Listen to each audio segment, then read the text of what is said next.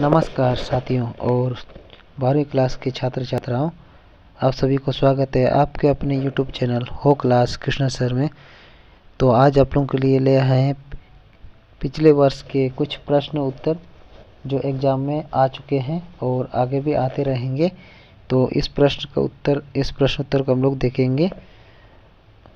और हमारे चैनल में झारखंड जीके यानी जेपीएससी, जेएसएससी, एसएससी जैसे झारखंड से रिलेटेड सभी परीक्षाओं के प्रश्न उत्तर लेके आते हैं, तो आप लोग उसके लिए भी तैयार रहें। तो हमारा प्रश्न है, मैंने बिना किसी देरी किए पहला प्रश्न, अंतिम वस्तु क्या है? हमारा उत्तर है अंतिम वस्तु क्या है? तो उत्तर है हमारा कोई भी उत्पत्ति वस्तु उपभोग द्वारा अपनी आवश्यकताओं को पूरा करने के लिए उपभोग किए जाए तो यह एक उपभोग वस्तु या अंतिम वस्तु कहा जाता है। वैसे माइक्रोवेव, साइकिल, आटा, चावल, तेल इत्यादि। तो दूसरा प्रश्न है, हस्तांतरण क्या है?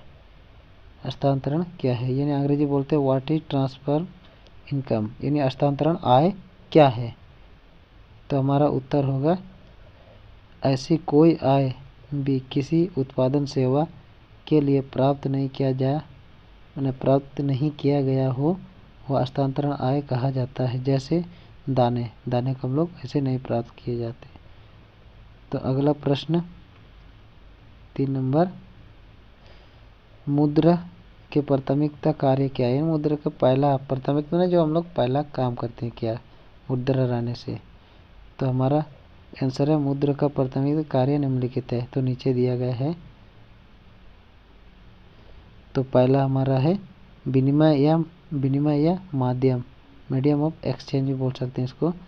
मुद्रा का सबसे प्राथमिक कार्य विनिमय का माध्यम होना, अर्थात मुद्रा के बदले एक व्यक्ति अपनी वस्तुओं को बेच सकता है। मुद्रा के बदले एक व्यक्ति अपने वस्तुओं को बेच सकता है तथा दूसरी वस्तु खरीद सकता है।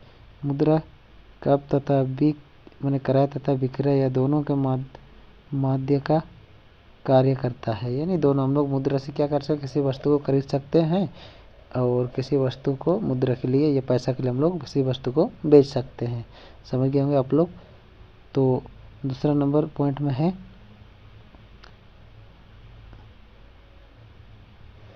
मूल्य का मानदंड। तो अंग्रेजी बोलते हैं मेंबर ऑफ वैल्यू और यूनिट ऑफ वैल्यू। तो मुद्रक एक महत्वपूर्ण प्राथमिक कार्य है। वस्तुओं तथा सेवाओं का मूल्य को मुद्रा द्वारा भांसा जा सकता है। मुद्रा लेखिकी इकाई के रूप में मूल्य का मापदंड करती है। तो ये दूसरा पॉइंट था मुद्रा का। तो चौथा नंबर प्रश्न हमारा, आदि विकार से आप क्या समझते हैं? What do you mean by the overdraft बोलते हैं इसको अंग्रेजी में।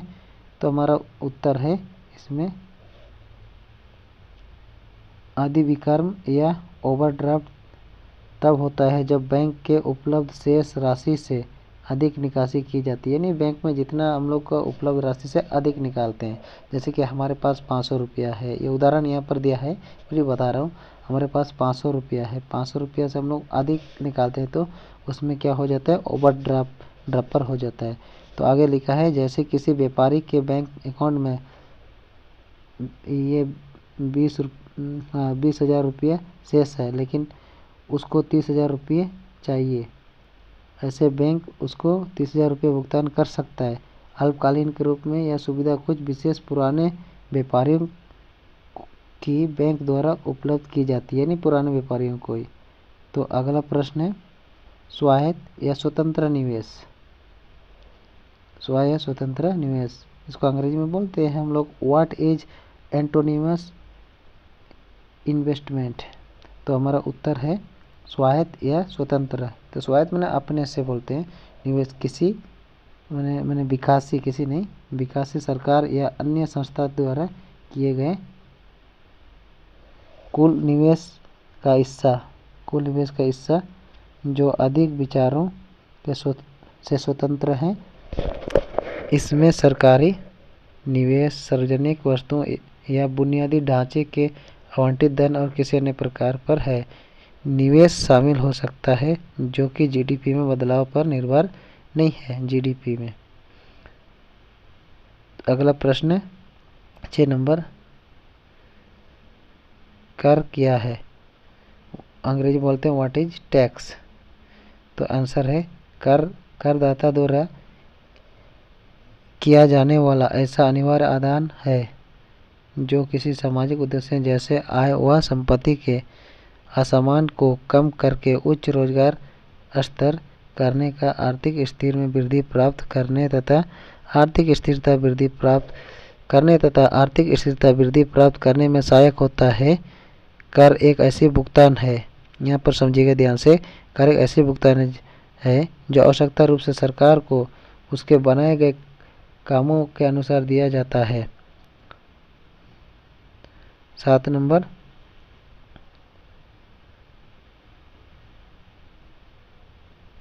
हमारा भुगतान संतुलन को परिभाषित करें, यानी भुगतान संतुलन की परिभाषा हम लोग दें। उत्तर है हमारा भुगतान शेष या भुगतान संतुलन। हम लोग भुगतान संतुलन को भुगतान शेष भी कह सकते हैं या कहा जाता है।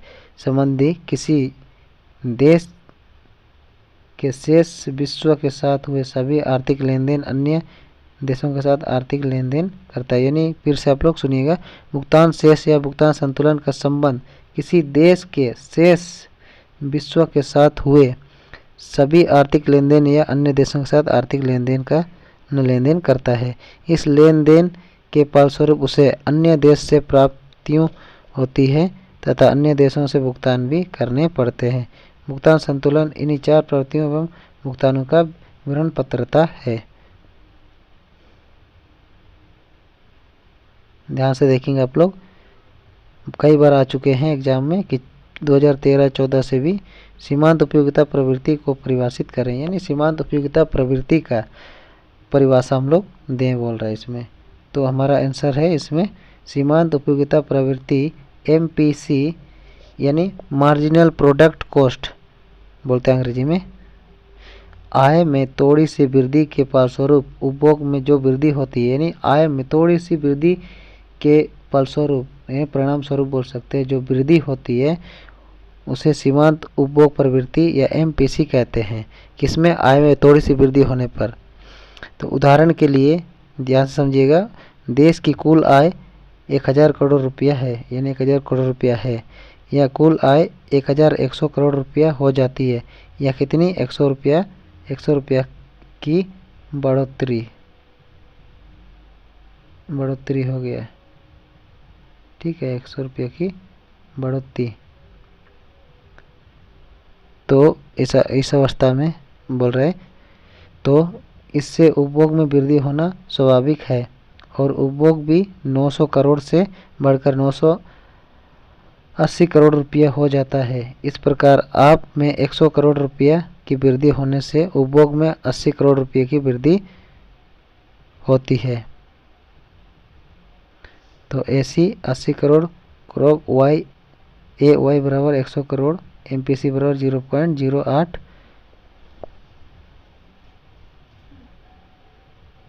कुल राष्ट्रीय उत्पादन GNP, इसको बोलते हैं ग्रॉस नेशनल प्रोडक्ट, के आकलन में किन मदों को अपवर्जित माना गया है? तो हमारा आंसर है कुल राष्ट्रीय आय उत्पादन GNP के आकलन में निम्नलिखित मदों को अपवर्जित माना गया है।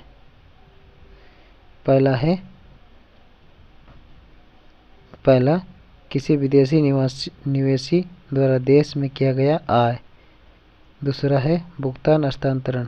तीसरा है पुराना सामान का मूल्य। और चौथा है वित्तीय संपत्ति जैसे बॉन्ड, अंश आदि। 10 नंबर प्रश्न,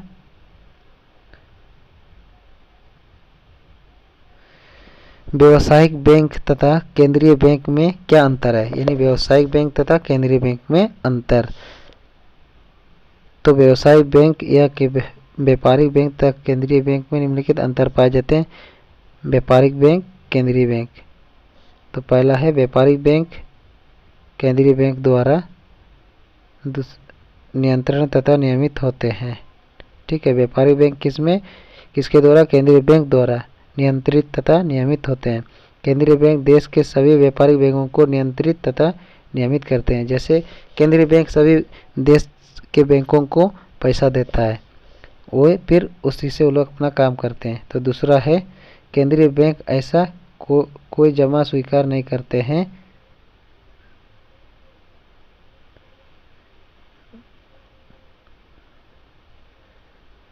व्यापारिक बैंक जनता का जमा स्वीकार करते हैं, यानी व्यापारिक बैंक जनता का जमा स्वीकार करते हैं।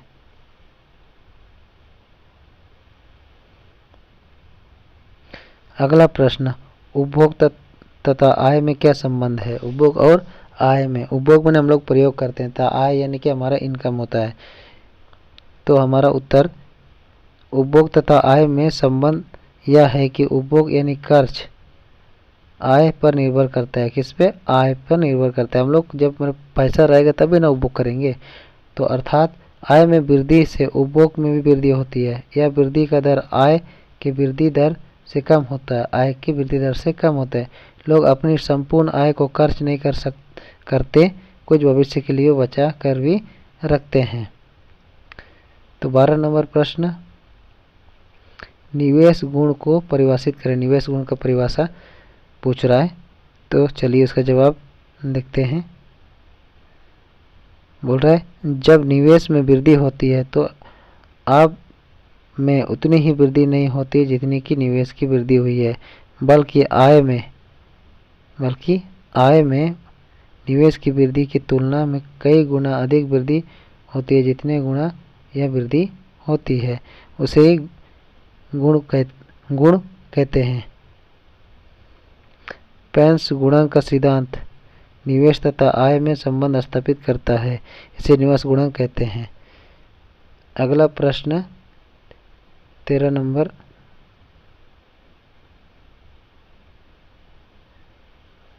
प्रत्यक्ष कर के क्या गुण हैं? यानी कि हम लोग बोलते हैं प्रत्यक्ष कर, जो डायरेक्ट टैक्स बोलते हैं, क्या गुण है? प्रत्यक्ष कर के गुण निम्नलिखित है। पहला पॉइंट, न्यायपूर्ण प्रत्यक्ष कर न्यायपूर्ण होते हैं क्योंकि ये कर व्यक्तियों की करदान क्षमता के आधार पर लगाए जाते हैं, जैसे पानी वर्ग पर अधिकतम तथा निर्धनों पर कम। इसमें पानी लिखा हुआ है, इसमें धनी होना चाहिए, धनी। ठीक है, तो ऑप्शन नंबर 2 में देखते हैं। ऑप्शन 2 नहीं, मैंने पॉइंट नंबर 2, मिश्यति प्रत्यक्ष कर में मित व्ययती पाई जाती है क्योंकि इन करों की वसूल करने से राज्य अधिक व्यय नहीं करना पड़ता है। तीसरा पॉइंट में निश्चितता, प्रत्येक करों में निश्चितता या गुण भी पाए जाते हैं क्योंकि इन करों के संबंध में करदाता को पूर्ण जानकारी रहती है। अगला प्रश्न, अंतिम वस्तु तथा मध्यवर्ती वस्तु में अंतर क्या है? हम लोग समझेंगे अंतिम वस्तु में मध्यवर्ती में अंतर। तो आंसर है, अंतिम वस्तु वे वस्तुएं होती है जो उपभोक्ता द्वारा अंतिम रूप में प्रयोग होती है। मध्यवर्ती वस्तु वे वस्तुएं होती है जो उपभोक्ता द्वारा कब्ज माल के रूप में प्रयोग की जाती है, वस्तु के ग्रुप। ठीक है, हम लोग इसमें कहा गया है अंतिम वस्तु की वे वस्तुएं हैं जो उपभोक्ता द्वारा अंतिम रूप में प्रयोग होता है। जैसे कि हम लोग गेहूं को क्या करते हैं? हम लोग पिसाते हैं, पिसाने के बाद हम लोग आटा बनाते हैं, आटा बोलते हैं, रोटी बनाते हैं। रोटी के बाद हम लोग कुछ तो नहीं बना पाएंगे ना, रोटी होता है, रोटी के बाद अन्य कुछ नहीं होता है। फिर मध्यवर्ती वस्तुएं, जैसे कि उदाहरण के लिए कच्चा माल के रूप में, जैसे मध्यवर्ती वस्तु बोल के हमारा, जैसे कि वही ये गेहूं ही, ये मध्यवर्ती वस्तु यानी कच्चा माल के रूप में होती है, जो कि हम लोग कुछ बना नहीं सकते हैं उसमें।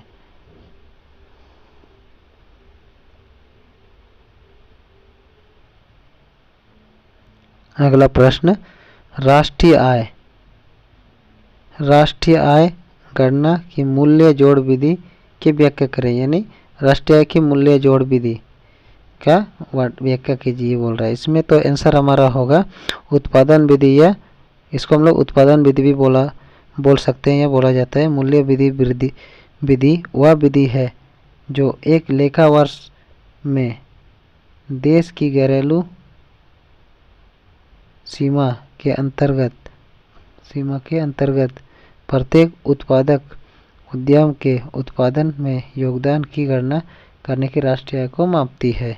तो मूल्य वृद्धि धारणा, मूल्य वृद्धि किसी उद्यम के उत्पादन के मूल्य तथा इसके मध्यवर्ती उपयोग के मूल्य अंतर, मूल्य वृद्धि उत्पादन का मूल्य उपयोग है। तो इसमें कहा जा रहा है कि उत्पादन विधि या मूल्य विधि वह विधि है जो एक लेखा वर्ष में देश की घरेलू सीमा के अंतर्गत प्रत्येक उत्पादक उद्यम के उत्पादन में योगदान की गणना करने राष्ट्रीय आय को मापती है। यानी कि हमारे प्रत्येक देश में प्रत्येक लेखा वर्ष यानी प्रत्येक वर्ष जिसमें हम लोग हिसाब किताब करते हैं, उसमें जो घरेलू सीमा के अंतर्गत यानी हमारे देश के अंतर्गत जो उत्पादन होता है उसको मैंने उस हिसाब किताब को हम लोग उत्पादन विधि कहते हैं।